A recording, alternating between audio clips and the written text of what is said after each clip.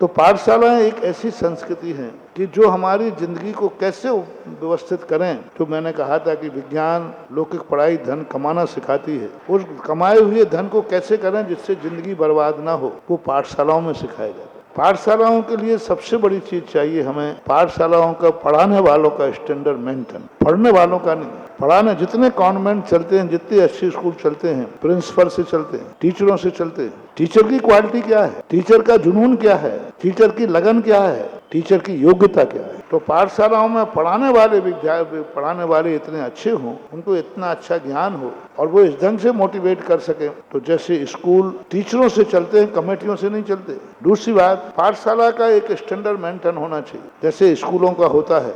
आज तुम्हारी पाठशालाएं जब चलती हैं मंदिरों में, यूं बैठ कर कहीं भी बैठ कर चला लीजिए, और उसी में कोई कार्यक्रम आ गया तो पाठशाला बंद। उनके लिए कोई फंड नहीं होता। आज एक स्कूल चलता है, कितना उस पर खर्च किया जाता है। आज जैनियों के मंदिर वाले पाठशाला पर कितना खर्च करते हैं। आज बच्चों के लिए जो पढ़ाने वाले हैं, जब वो वेदना सुनाते हैं कि हम बच्चों को हफ्ते में पुरस्कार देना चाहें तो हमें पेंसिल के लिए चंदा करना पड़ता है। मैंने इस बात की व्यवस्था बनाई कि मंदिर की जितनी भी इनकम हो उसका 25% हर मंदिर वाले को पाठशाला पे खर्च करना चाहिए। शांति धारा का हो, कहीं का हो, 25% पाठशाला पे खर्च कीजिए। शांति धारा का पैसा आए चाहे किसी फंड में आए, 25% पाठशाला में खर्च किया। यदि 25% पाठशाला में खर्च करते हैं तो पाठशाला में अच्छे कार्य होंगे पाठशाला के लिए। दूसरी बात, आजकल के समय सिंगल फैमिलियां हैं, पूरा परिवार बच्चे के साथ नहीं आ सकता। पहले ट्रैफिक नहीं था, आज इतना ट्रैफिक है कि बच्चे को घर से बाहर निकालना उनके लिए मुश्किल है। ऑटो रिक्शा वाला जब दरवाजे के पास जब लगा देता है तो स्कूल का बच्चा बैठता है और स्कूल के दरवाजे पर उतरता है, फिर छोड़ के जाता है, इसलिए जाता। परिवार के लोग लेके आ नहीं सकते मंदिर में, और बच्चे को मंदिर भेज नहीं सकते क्योंकि ट्रैफिक रास्ते में इतना है। तो कमेटियों के लिए जैसा स्कूलों ने आज बस व्यवस्था कर रखी है, ऐसे ही हर कमेटी वालों को मंदिरों को ऑटो की और वाहन की व्यवस्था करना चाहिए। सकुशल व्यक्ति जाएगा और एक व्यक्ति उसके साथ हो, जैसे बसों में कंडक्टर होता है, ऐसे ही एक समाज का या कर्मचारी एक व्यक्ति हो, उस बच्चे को घर से जिम्मेवारी से लाए और 1 घंटे बाद सकुशल उसको घर छोड़ के जाए। तो देखते हैं पाठशालाएं कैसे नहीं चलेगी, चल सकती। और उनके साथ में आज डिजिटल आदि है, ये तो ठीक है, एक तो एक साधन है, जितना कर सकते हैं उतना कम है। लेकिन पहले सामने वाले की समस्या तो पूछो।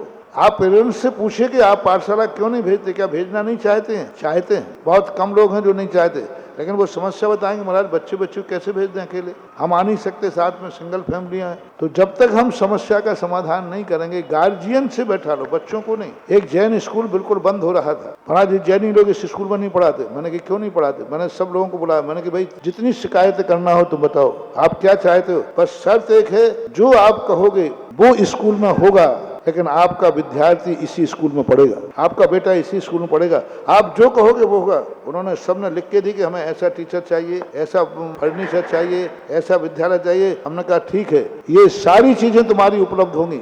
उस बच्चे में सारे जैनियों के बच्चों का एडमिशन हो गया दूसरे साल में। आप पेरेंट्स से पूछो, अपन आरोप लगा देते हैं बच्चे नहीं भेज रहे हैं कोई। अरे उनकी समस्या तो सुनो क्या है, उस समस्या का समाधान करिए, और समाधान करेंगे तो नियम से हम 100% नहीं, लेकिन 50%, 75% सफल हो जाए। आप पूछेंगे गार्जियन को, बैठा लेंगे, भाई आप अपने बच्चों को क्यों नहीं भेजते, आप कारण बताइए, कारण बताइए। वो कहेंगे होमवर्क करना पड़ता है, तो होमवर्क के संबंध में अपन उनको कह सकते हैं कि भाई 1 घंटे की छूट है, 1 घंटे में बच्चा कितना देता है, ये तो बहाना है। लेकिन 50 से 60% लोग होमवर्क की चर्चा नहीं करेंगे, ये उनकी घरेलू समस्याएं बताएंगे। उन समस्याओं का समाधान हमें करना होगा। पाठशालाओं का स्टैंडर्ड मेंटेन हमें करना पड़ेगा। पढ़ाने वालों को हमें एकदम, हम सहयोगात्मक रख लेते हैं, अब उनको समय मिल गया तो आ जाते हैं, नहीं मिला तो नहीं जाते। जुनून चाहिए, एक बिजनेस चाहिए, मिशन चाहिए। किसी भी कार्य को चलाने के लिए एक मिशन होना चाहिए, और कोई व्यक्ति यदि मिशन बना लेता है कि नहीं ये कार्य मुझे करना है, जो भी कार्य में व्यवस्था करना पड़े हमें करना पड़ेगा, तो हम सफलता की तरफ नियम से बढ़ेंगे।